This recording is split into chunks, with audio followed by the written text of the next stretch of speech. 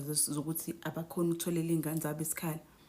Ibona abayithola bemile kolayini abade because of illegal immigrants. Wena amahle, you have the money, angisho uyaflya uye go Cape Town, you see those things. Umuntu kaNongoma ohleli kaNongoma ongazi wafika eCape Town akazi ukuthi iCape Town kugcwele abelungu aba illegal. Wena onemali, wena ohambile wayobona lapha yana ukuthi kunenkinga.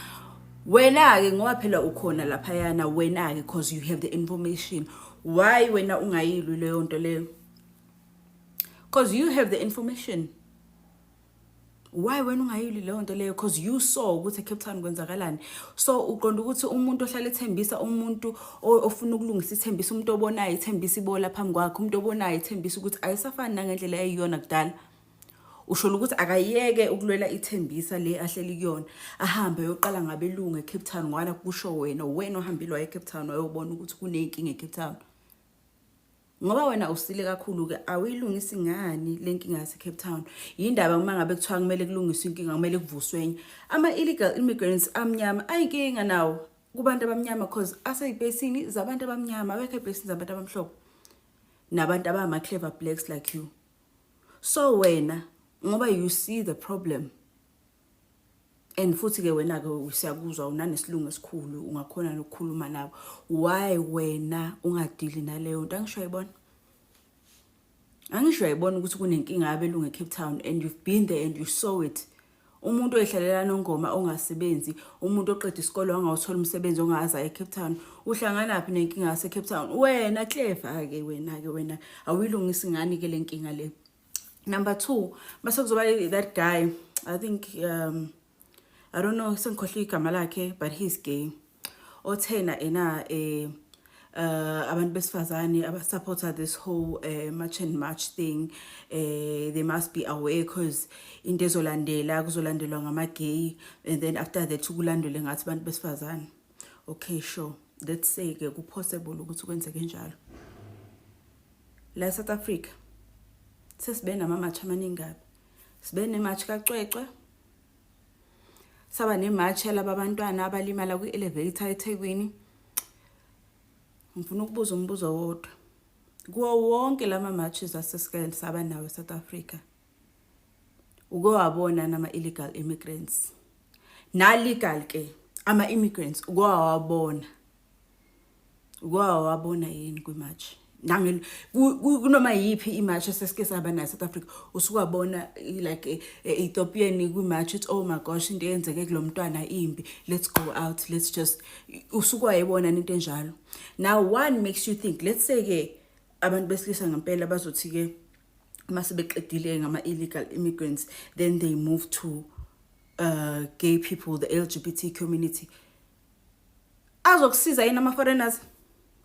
Ama-illegal foreigners azokusiza yini? Let's say ke ususe kwakhona manje mangathiwa kuyasuka manje kuba nenkinga, South African men, straight men bathi balwa nama-gay, ekhona lama immigrants azokusiza yini?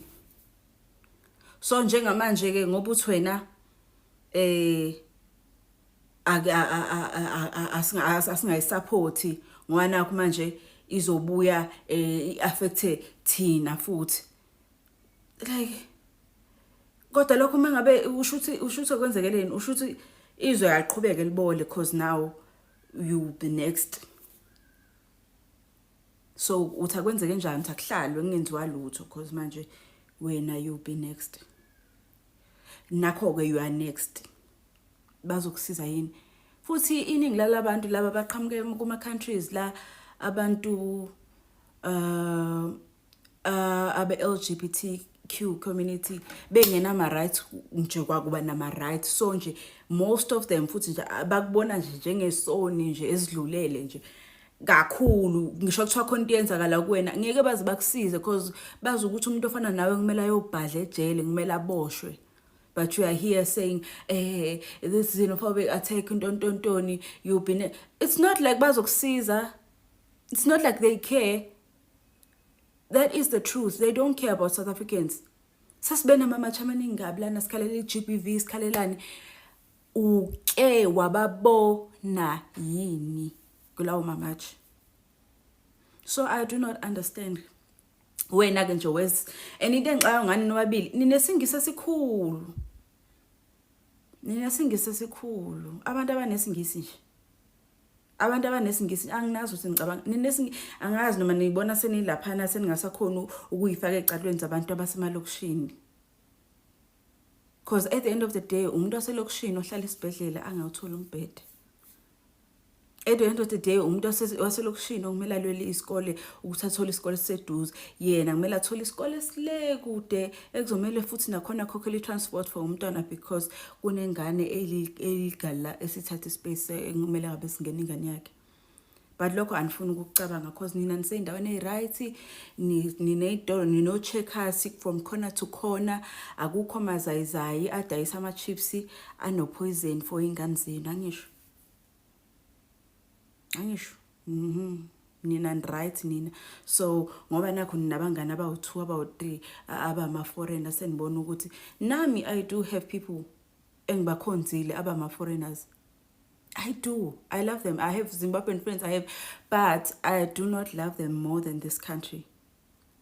Ekugcineni. Angibathanda ukudlula this country and iqiniso lohlezi liqiniso.